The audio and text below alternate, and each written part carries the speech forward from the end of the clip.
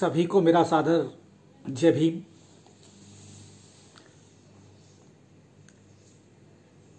और हाँ, सभी को मेरा सादर जय भीम। और मैं ये देखकर विशेष रूप से खुश हूँ कि हमारे युवा साथियों के साथ साथ कुछ वरिष्ठ लेखक लेखिकाएं भी हमारे साथ आज जुड़े हुए हैं। मैं अपनी बात शुरू करूं उससे पहले मैं ज्योति लांजेवार जो प्रतिष्ठान है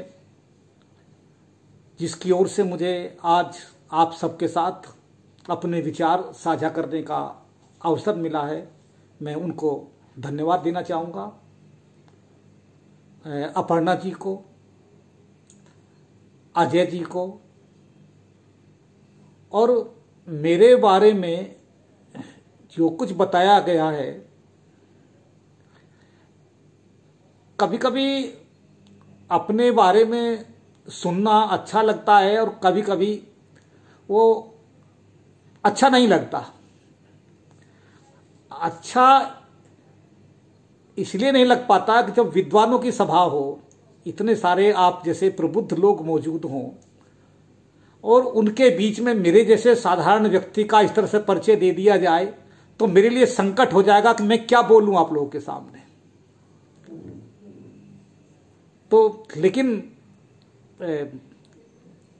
मुझे बात रखनी पड़ेगी,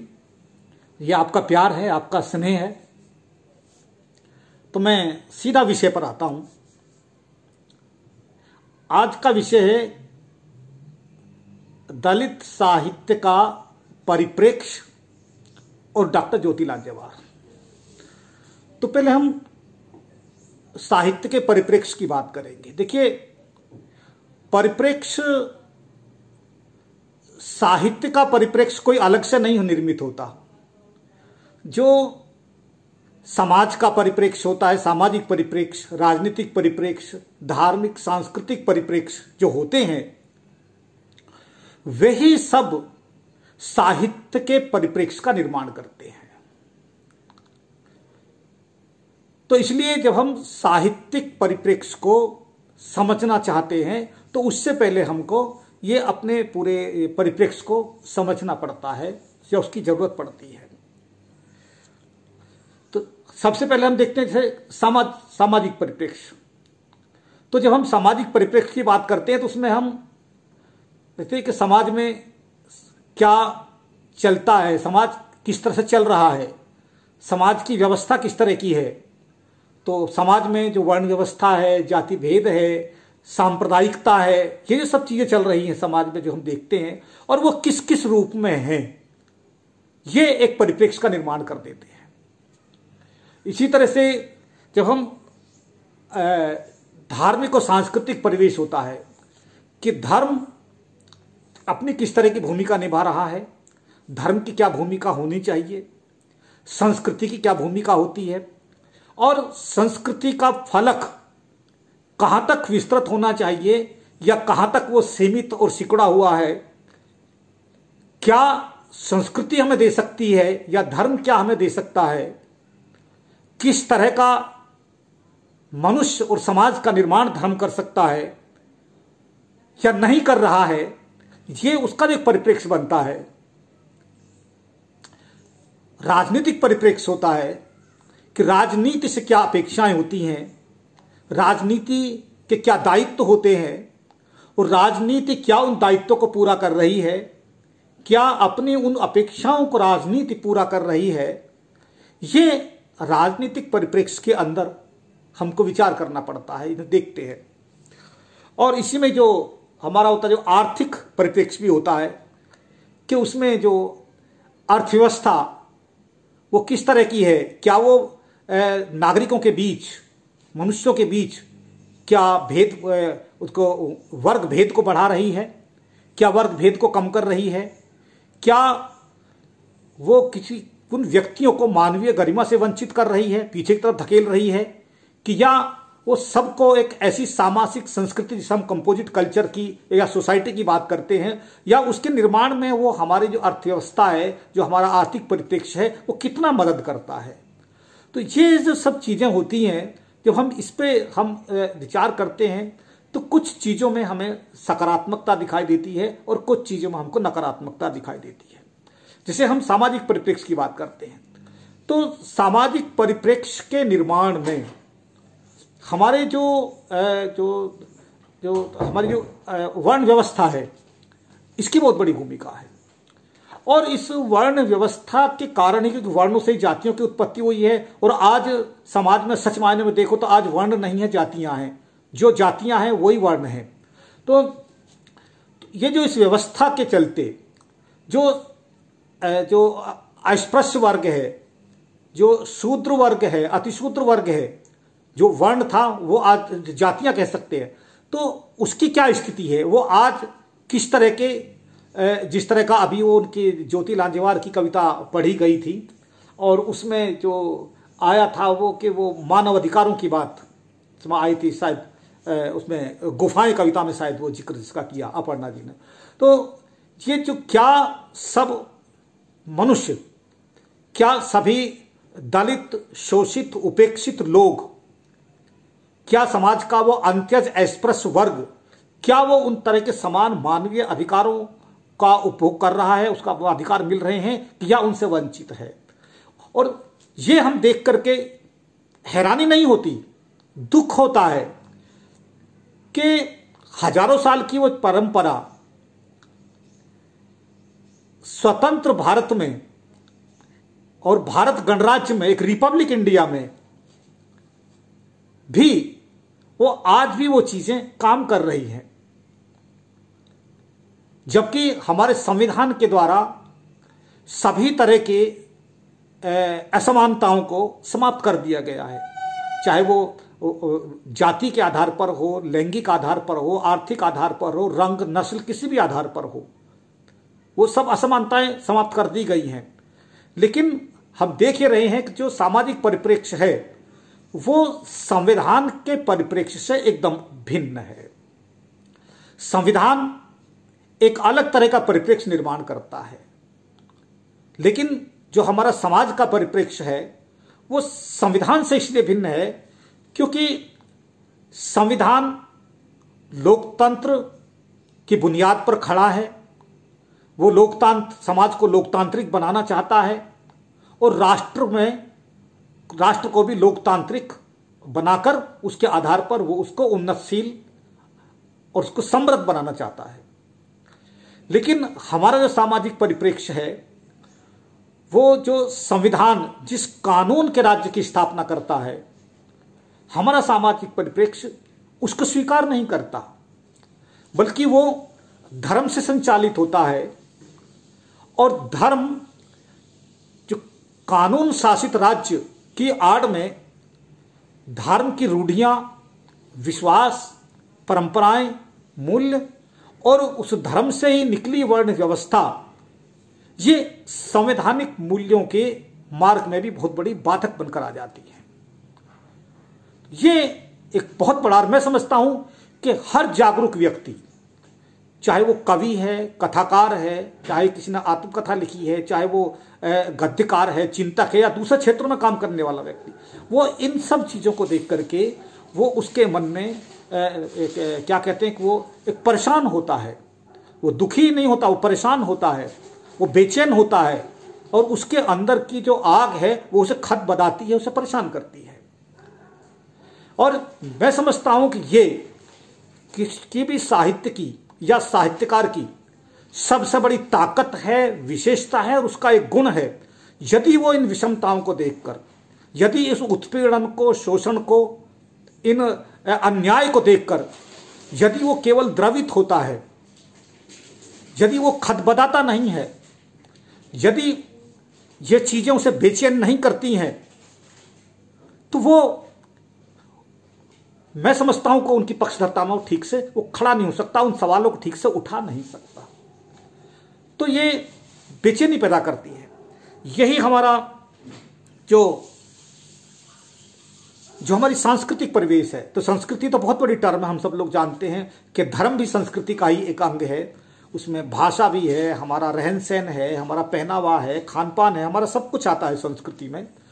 तो सांस्कृतिक परिवेश जिस तरह का है, हम कहने को तो बहुत कहते हैं, अपनी संस्कृति पर गर्व करते हैं कि हमारी बड़ी मिलीजुली संस्कृति है, ऐसा कहने वाले लोग बहुत मिलेंगे। लेकिन वो मेलजोल किस तरह का है, वो कौन सी संस्कृति है जिस पर हम गर्व करते हैं,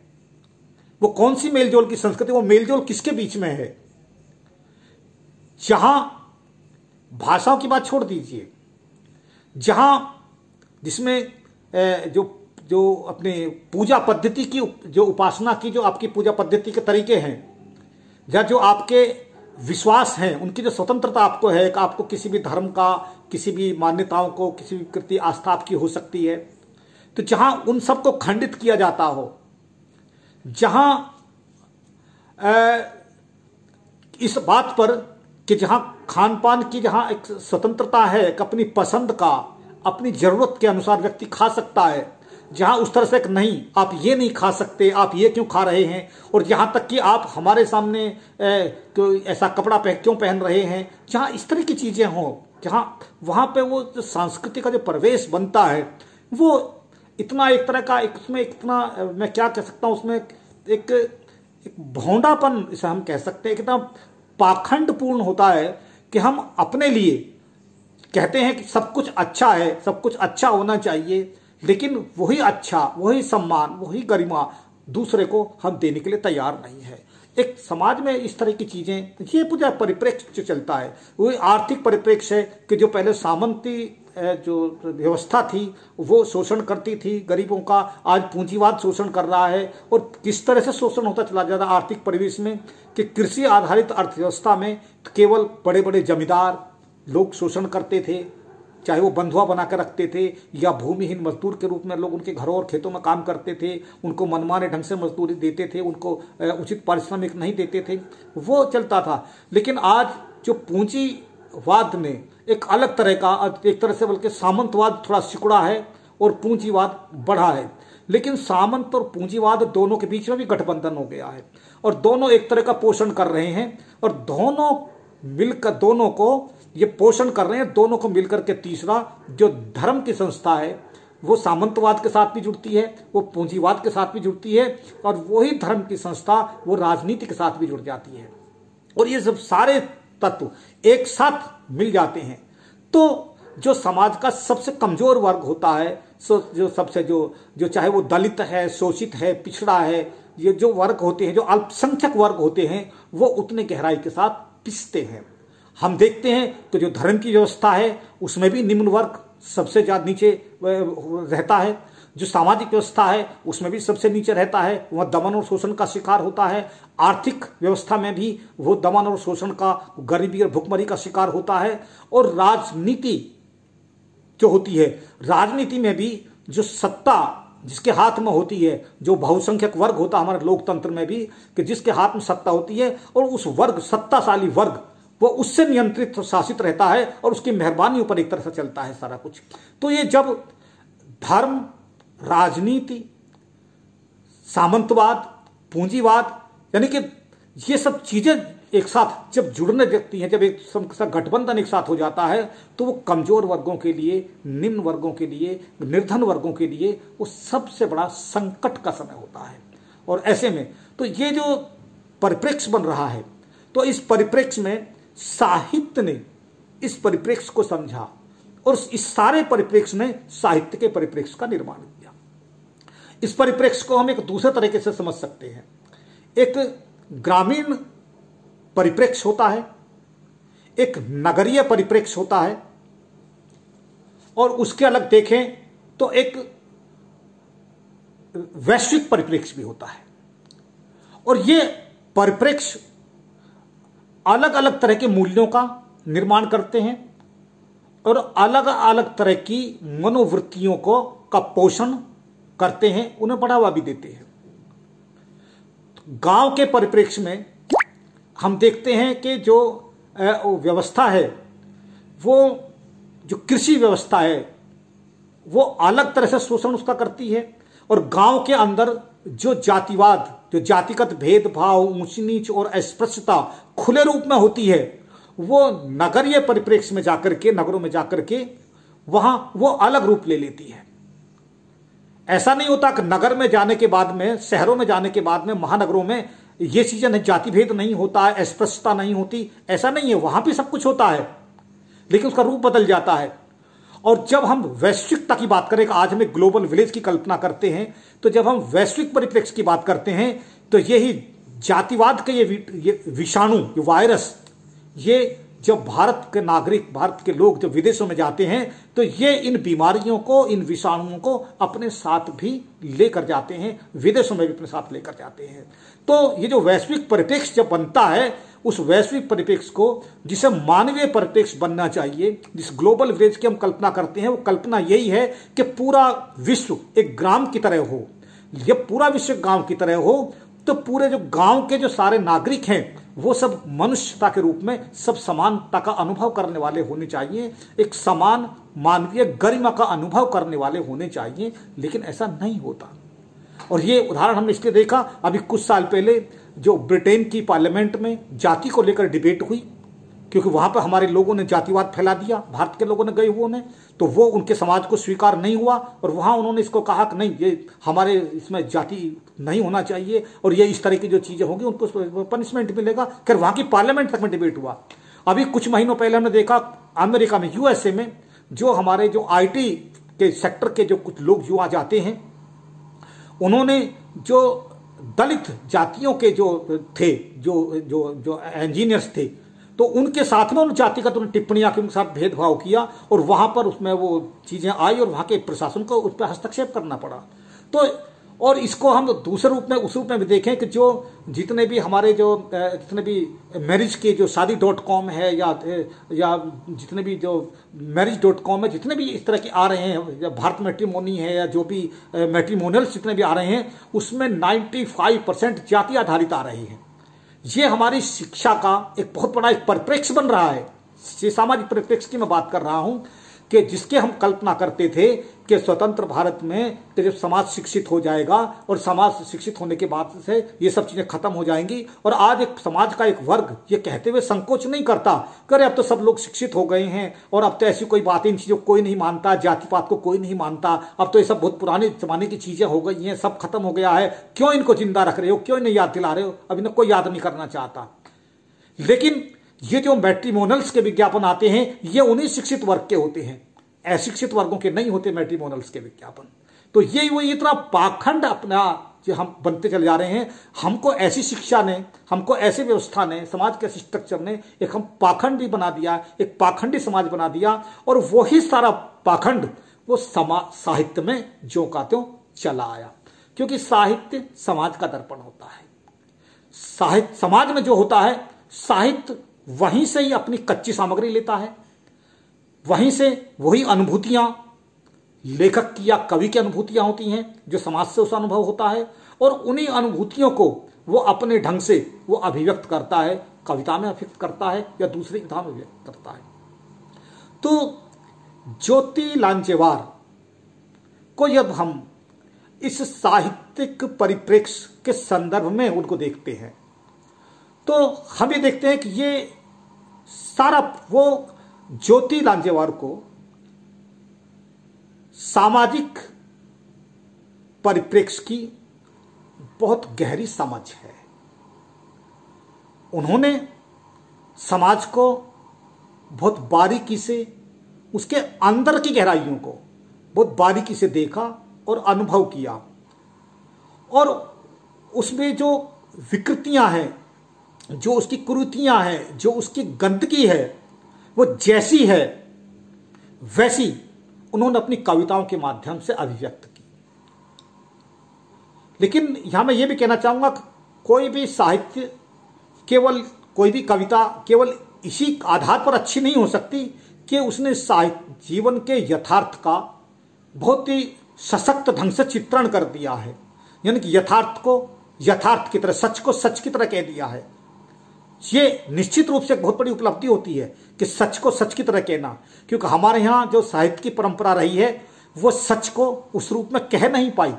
या तो सच को नहीं कह पाई, सच पे पर्दा डाले रही, और सच को कहा भी तो उस साहस के साथ नहीं कहा, उस पर पर्दा डालकर कहा, उसको लीपा पोती करके कहा, उसको घुमा फिरा कर कहा। लेकिन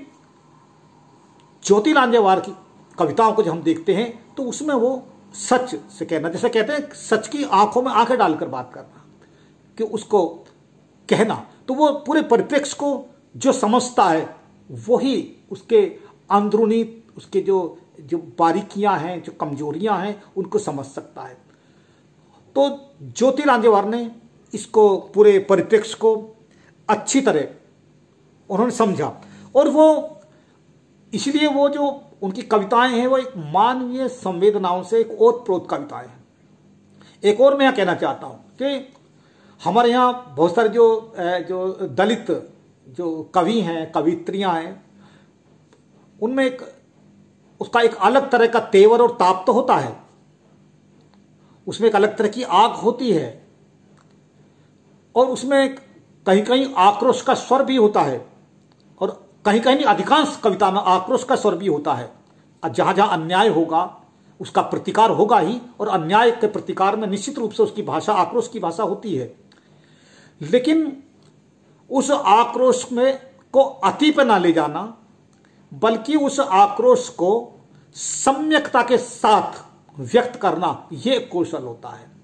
और यह कौशल ज्योति लांजेवार में है। उनके अंदर आग भी है, अंतर्गत खदबदाहट भी है, उनके अंदर एक बेचैनी भी है, लेकिन आक्रोश भी है, लेकिन उस सबको वो बहुत शालीनता के साथ, सम्यकता के साथ वो अभिव्यक्त करती हैं। ये चीज उनको सशक्त बनाती है और महत्वपूर्ण कवित्री बनाती है।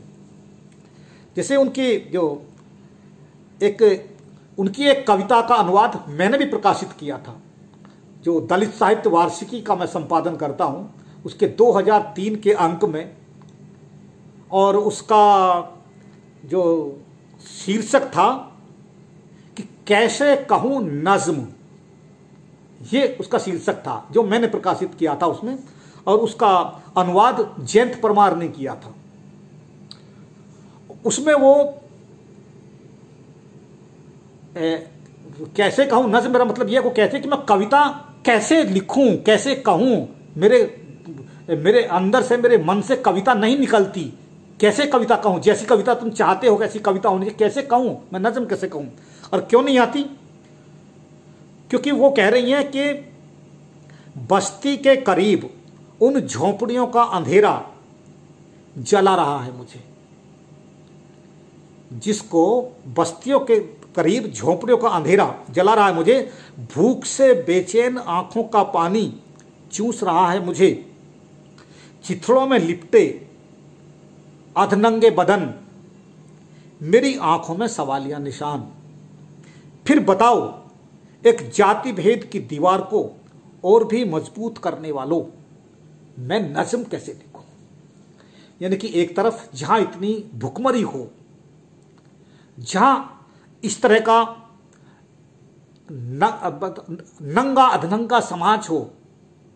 इतनी गरीबी हो, और जहां जाति की इतनी मोटी मोटी ऊंची दीवारें हों मनुष्य मनुष्य को बांटने वाली, तो ज्योति ये सवाल कहती है, बताओ जाति की दीवार खड़े करने वाले लोगों, मैं नज्म कैसे लिखूं, मैं गीत कैसे लिखूं। ये उनकी संवेदना का, ये उनका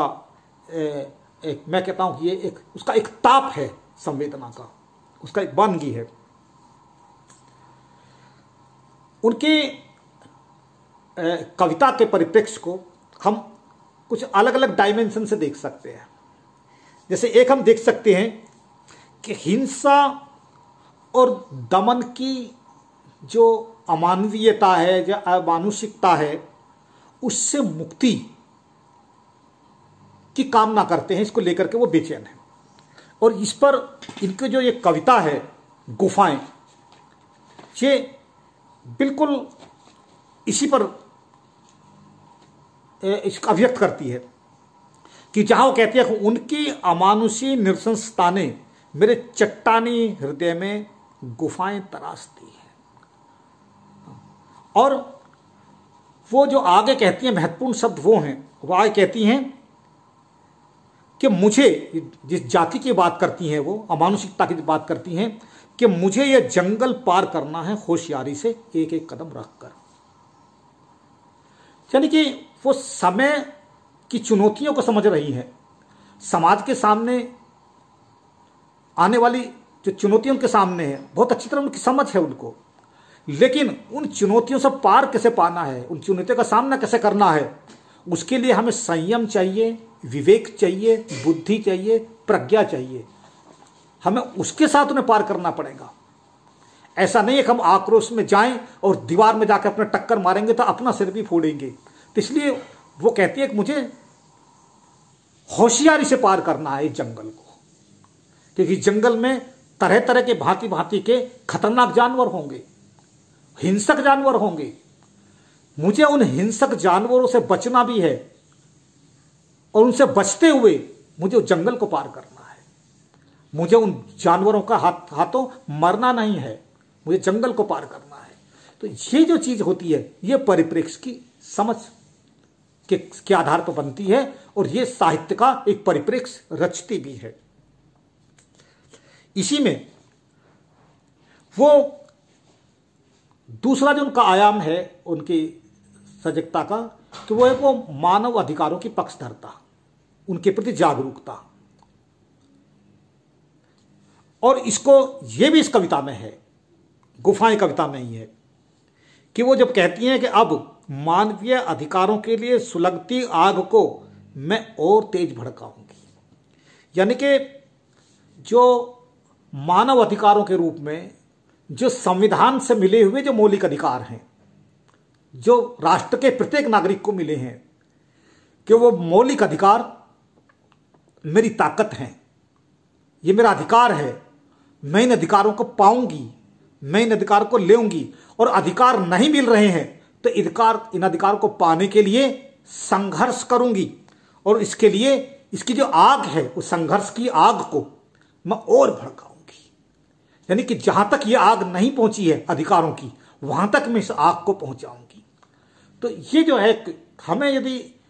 मनुष्यता का निर्माण करना है, हमको यदि समाज का निर्माण करना है, हमको राष्ट्र का निर्माण करना है, तो हमको राष्ट्र के प्रत्येक नागरिक को वो मौलिक अधिकार देने होंगे और दिलाने होंगे। और इसलिए ये हर जागरूक व्यक्ति का, हर बुद्धिजीवी का, हर कवि का दायित्व बनता है कि वो समाज को जागरूक करे मौलिक अधिकारों की प्राप्ति के लिए, और वो संघर्ष करे और संघर्ष के लिए प्रेरित करे, संघर्ष की जमीन तैयार करे। एक आयाम उनके साहित्य का, उनकी कविता का एक है वो जो साहित्य की जो शास्त्रीयता है, चाहे वो वेद हैं, स्मृतियां हैं, या दूसरे और ग्रंथ हैं, या जिनको हम धर्मशास्त्र कहते हैं, उसमें हमारे पुराण भी आ जाते हैं और उसमें हमारी रामायण भी आ जाती है। अब तो धर्मशास्त्र, उसमें शास्त्रों की परिभाषा ऐसी हो गई है, गटमट हो गई है कि उसमें बहुत कुछ आता है। यानी कि जो धर्म की संस्था को मजबूती देता हो, जो जाति, जो वर्ण व्यवस्था को मजबूती देता हो, जो उसमें जो ब्राह्मणवाद को और ब्राह्मण को, यानी कि ब्राह्मण और वेद की सत्ता को स्वीकार करता हो, उसका पोषण करता हो, वो जो चीजें होती हैं वो सब शास्त्रीय होती हैं। तो वो इन सब का, शास्त्रीयता का, वेदों का, पुराणों का वो नकारती हैं। और नकारने का उनका अपना तरीका, बहुत शालीन तरीका। वो क्या कहती हैं, उनकी एक कविता है कि तुम हो इस मातृभूमि, तुम माँ हो इस मातृभूमि की, जो कविता है, इसमें वो कहती हैं कि वे नीरस हैं, वेद और पुराणों की बात कर रही हैं, कि वे नीरस हैं क्योंकि उनमें मनुष्यता का अभाव है। जो लोग, नीरसता का मतलब को रस तलाशना नहीं है उस तरह का जो साहित्य में दूसरे तरह रस, उनका है कि उनमें जीवंतता नहीं है, उनमें जीवन नहीं है, क्योंकि उनमें मनुष्यता नहीं है। यानी कि वेदों में, पुराणों में इनका वो जिक्र कर रही हैं कि ये अमानवीयता का पोषण करने वाले ग्रंथ हैं, इनमें मनुष्यता नहीं है। ये मनुष्यता का ना निर्माण करते हैं, ना मनुष्यता का पोषण करते हैं, और ना ये मानवीय समाज का निर्माण करते हैं। गरीबी और भुखमरी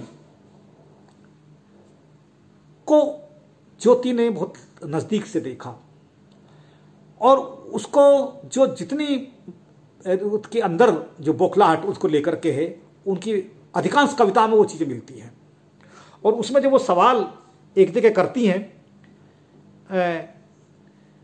इसी कविता में जिसका मैं जिक्र कर रहा था कि तुम माँ हो इस धरती की, उसमें कहते हैं कि अपना पसीना बहाकर तुमने सुनहरी फसलें उगाई,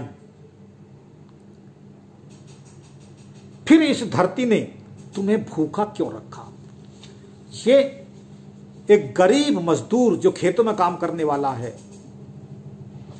जो कृषिहीन, जिसे हम कहते हैं भूमिहीन मजदूर होता है, लैंडलेस लेबर, कि तुमने अपना पसीना बहाकर इस धरती में से सुनहरी फसलें उगाई, ठीक है, फिर तुम भूखे हो। मुझे याद आती है तेलुगु के एक बड़े कवि हैं गदर, उनकी एक कविता में वो अपनी में कहते हैं कि हम कहते हैं ना इसके लिए जो कि सजलाम सफलाम सस्य श्यामला मातरम, जब वंदे मातरम के अंदर जो कविता में आता है, तो कहते हैं सजलाम सफला इस धरती पर रोटी क्यों है महंगी भाई, कि यदि ये इसमें सुफला है, सजला है, सब कुछ है, तो फिर रोटी महंगी क्यों, रोटी क्यों नहीं मिल रही आदमी को। वही सवाल ज्योति लांचेवार अपनी इस कविता में उठा रही है, बिल्कुल अपने तरीके से,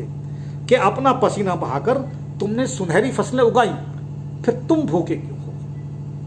यानी कि यहां उनका इशारा समाज के उस वर्ग की ओर है, वर्चस्वशाली वर्ग की ओर है, कि जो यहाँ के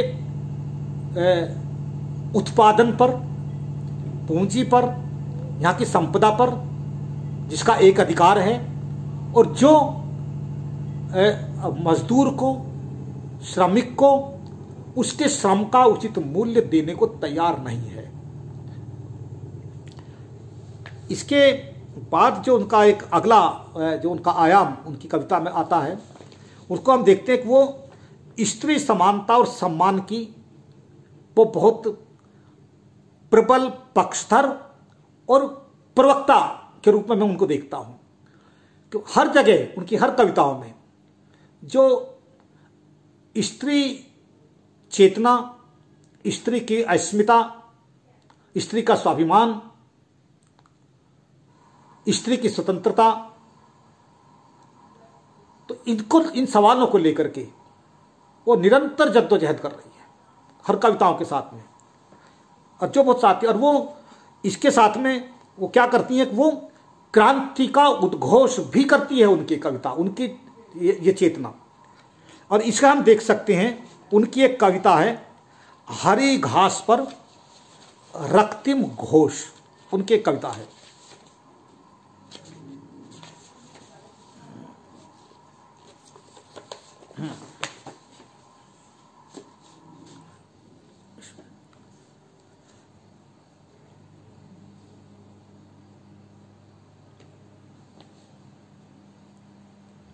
हाँ, ये इस कविता में कहती हैं, हालांकि ये प्रतीक इसके अलग तरह के हैं, कि